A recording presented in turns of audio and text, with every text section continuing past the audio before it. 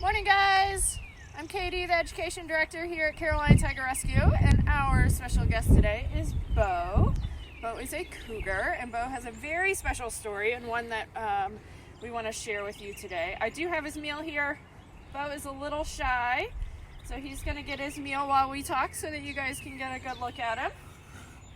He's going to hiss at me and remind me this is his food, and that's totally fine. I don't like it raw anyway. So Beau is a cougar. Cougars have many different names, including catamounts, mountain screamer, mountain screecher, ghost cat, mountain lion is another one. They have actually over 70 different names because their territory range is one of the widest of all the cats in the Western Hemisphere. So if you can see that there, that is their current range, that orange there. If you see, there's no orange on North Carolina. We'll go over that in just a minute. But I do want to tell you about Beau's story. You're fine. I want to tell you about Beau's story. So Beau is actually our only cat who was wild born. That's not true because we met Ranger last week. Sorry, he is one of our only 2 cats that was wild born.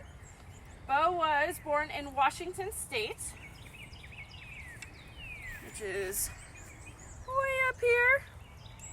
See how good my geography is? It's way up there. And he was found in a rural part of Washington State in somebody's backyard. And when I say somebody's backyard, it's not going to be like my backyard that has a little fenced-in area. It's a big wide open area that is kind of at the base of some mountains. And he was seen over a couple days wandering by himself. And he was about 6 months old at the time, so he certainly should have been with his mom. And we don't know what happened to Mom, but it was clear that Mom was no longer around. And what that meant for Beau was a human needed to step in and help him, or he wasn't going to survive. So there was an officer out, a wildlife officer out in Washington State named Officer Beau who has worked with orphan cougars before in providing them, making sure they get to places with life where they can spend the rest of their lives. He called up one of our sister sanctuaries in Minnesota, Wildcat Sanctuary, and they said, you know what, we actually know this great place down in Pittsburgh who probably has room for him. Call up Carolina Tiger Rescue and see if they're able to take him. So they called us and we were like, absolutely, we would love to take Beau. So in the state of Washington, once a cougar is trapped, they have 24 hours to get them out of the state, or unfortunately they have to be euthanized. And so they had to have a plan in place before they took Beau, or trapped Beau, and make sure that he had a home that he could go to spend the rest of his life. So once Officer Beau knew that we were able to take him, he went and trapped Beau. You coming back? He went and trapped Beau. Beau was then put in a crate, a cougar-proof crate, on a plane. He was flown from Seattle, Washington to Minneapolis, Minnesota.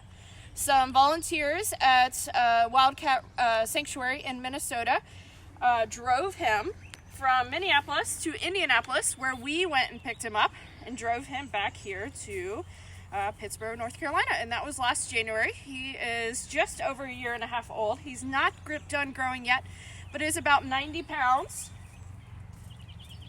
And over the next year or so, he will, 6 months to a year, he'll put on another possibly 50, 60, 70 pounds. And he's got really big feet, so we're expecting him to get pretty large. He cannot be released back in the wild, even though he originally lived there. Though he has those instincts, he was not with Mom long enough to learn how to use those instincts to survive. So he will stay here for the rest of his life. When we first got him here and in quarantine, we kept the visitation of him from the staff pretty minimal. He was pretty scared, as you can imagine, but we played talk radio for him all day so that we made sure that he knew that what human voices were okay, and he's doing fantastic. Once we open back up, you may be able to see him. He's not along the tour path, but he can be seen sometimes from the tour path checking things out. We have a question about why you were using that stick to feed him. Why am I using that stick to feed him? So I appreciate my fingers and I would like to keep them. And this stick allows me to get the meat to him, but also stay a safe distance away. If he was to grab that stick, I would let go and it would fall in, and if he chewed on the stick a little bit, it would be okay, it wouldn't harm him. And then eventually we would grab that stick back or just let him have it. So it's a safety thing for us to make sure that we don't get hurt when we're feeding him. Typically we'll feed him down a food chute. If you watched our feeding from last Friday or tune in tomorrow, you'll see us feed down a food chute. He's got a food chute as well. But if I gave him all his food, he'd take it and walk away. So I wanted you guys to be able to see him this morning. How did we come up with his name and other names of animals at Carolina Tiger Rescue? So his name is pretty special. He is actually named after Officer Beau Cougar, who saved him. And we wanted to give our appreciation to Officer Beau Cougar for giving Beau here and a second chance at life. So his full name is Beau Cougar. We call him Beau. But on all of his records, it does say Beau Cougar. And if we have animals that come in with names, we will typically keep them. The exceptions to that would be if the name just doesn't suit them. Neela and Riley, who we'll meet tomorrow and we've met previously, when they came in, their names, one of their names was Twinkle, and we just didn't feel like that was a great tiger name. The other reason why we'll change a name is actually if we've ever had a name, an animal with that name in the past. So if you think about in our records, if we have two animals named Beau, we're not sure which Beau we're talking about. So it's always easier to have a new name for them as we get new animals. What would happen if we were not able to accept an animal? So the great thing is we work with and are part of the Big Cat Sanctuary Alliance, which is about 20 sister sanctuaries around the country. And when a call goes out to a rescue, everybody is kind of alerted to say, can you take this animal? And if we weren't able to take that animal, there's other sanctuaries that would step up and be able to take that animal. So it's a matter of some things that we look at are we financially stable enough to take that animal? Because once we take an animal in, it's for the rest of their lives. Beau here could live into his 20s. We got him at 6 months old. And we want to make sure that we can care for him for the rest of his life for any medical needs that come up, certainly his food costs, and enclosure costs and vet care. So if we decide, financially right now we're not able to take that animal, we're going to work with one of our sister sanctuaries. I know you're being very patient, thank you. We're going to work with one of our sister sanctuaries to be able to take that animal. It also is going to be dependent on where that animal is, how old they are, and any health issues they may have. Since Beau was young, making the cross-country trip, although was probably a bit stressful for him, wasn't going to harm him in any way. However, if we get a call for an older animal who has some health issues, we want to get them to the closest rescue or sanctuary as possible to alleviate some of that stress. Natalie, 9 years old, would like to know what his favorite food is. What is his favorite food? He loves venison. We don't have any today. He's getting chicken today, but his favorite food is venison or deer. He likes deer, the red meat. That's a special treat for our guys. We don't have it all the time, but when they do get it, everybody appreciates a little bit of a change in their normal chicken diet. As long as it's meat, though. Oh, that's a tough one. Hang on, buddy.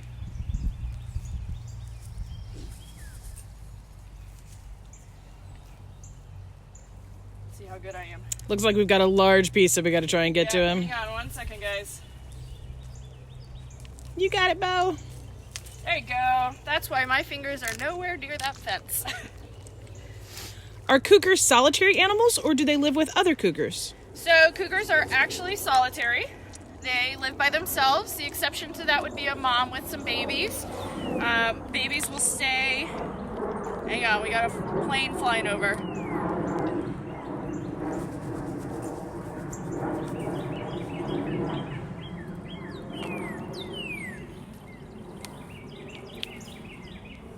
So babies will stay with their moms until they're about 2 years old or just over 2 years old. By that time, she's taught them everything she knows about how to be a big bad predator and how to fend for themselves. And then after that, they will stay by themselves. You get it? Oh, yeah. They'll stay by themselves unless they are mating or, again, a mom with some babies.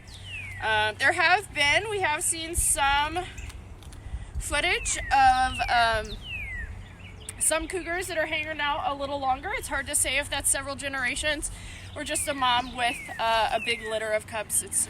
Or kittens, I should say. That's a little harder.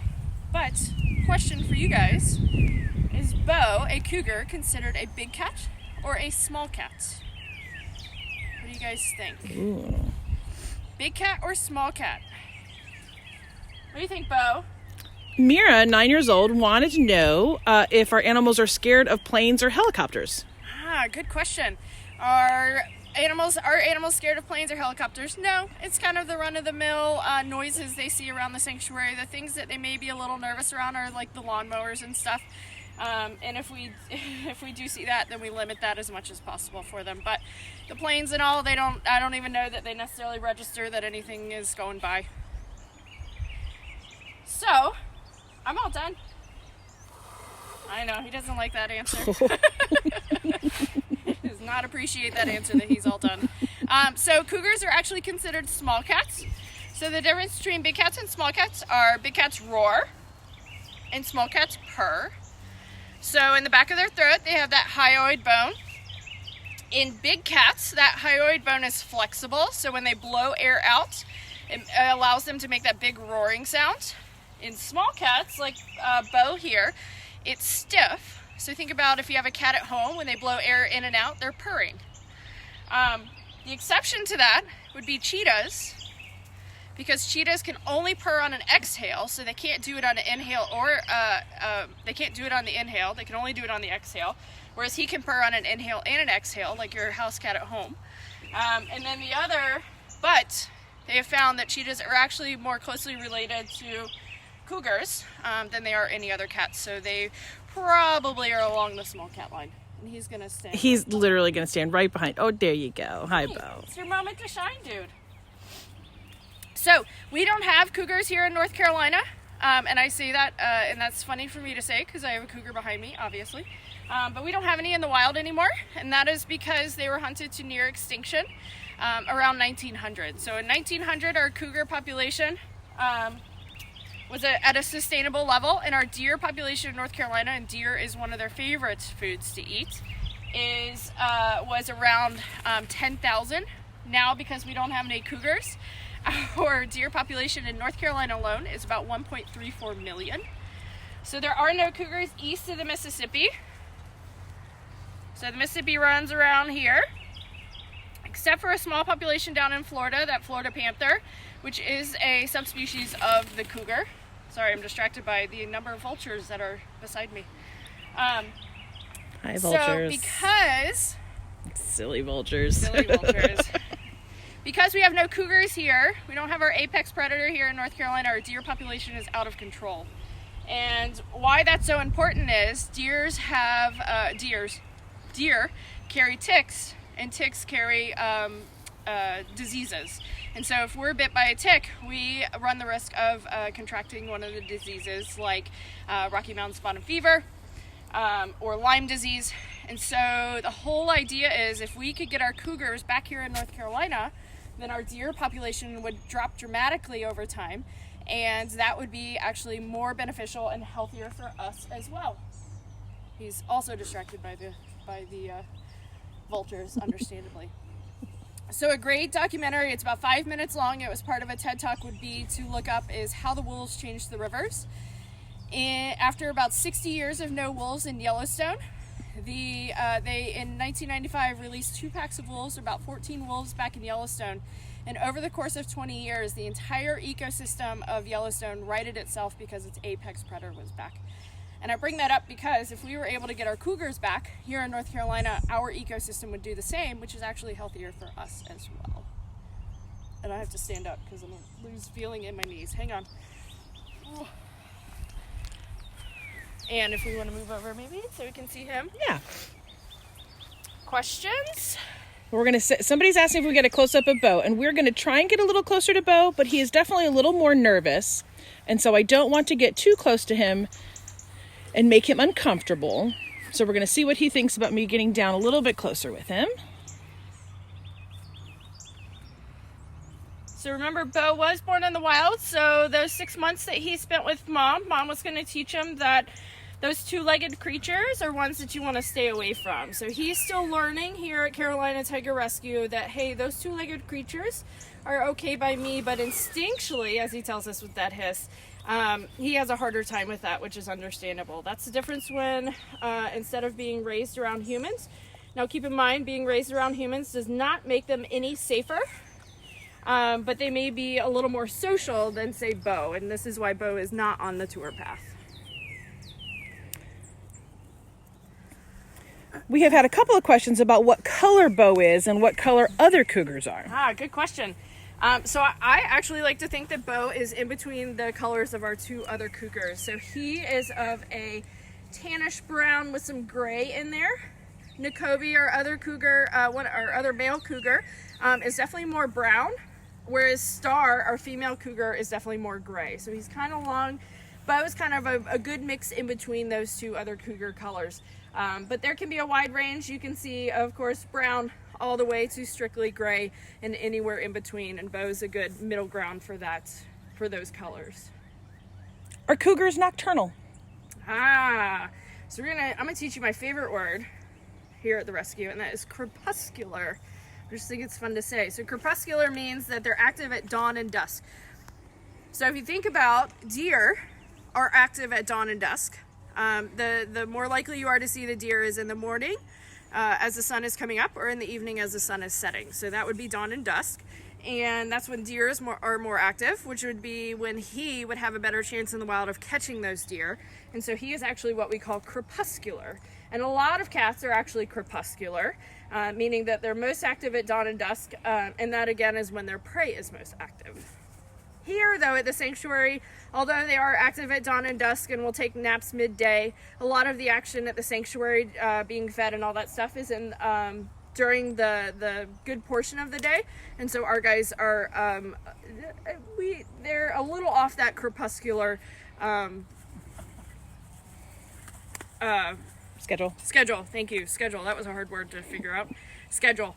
But he is certainly first thing in the morning when the keepers are doing their rounds, he is chasing the truck as it goes by. And then again in the evening, and he'll nap in the middle of the day. So he's still got part of that schedule. Only because I get to read the questions, I always get to ask my favorite question. Okay, I'm ready. Madeline, age 4, would like to know if cougars like cake. Do cougars like cake? They like meat cake. So they only eat meat. So if there's cake here at the sanctuary, we certainly, the humans will eat it. He's not going to eat it. Cats actually can't taste sweet things. So he says no to the cake unless it's made of meat. That's a great question. Somebody would like to know if the vultures are part of Carolina Tiger Rescue, because we always seem to see them around feeding time. Yes, unfortunately, the vultures are now part of Carolina Tiger Rescue. They didn't start showing up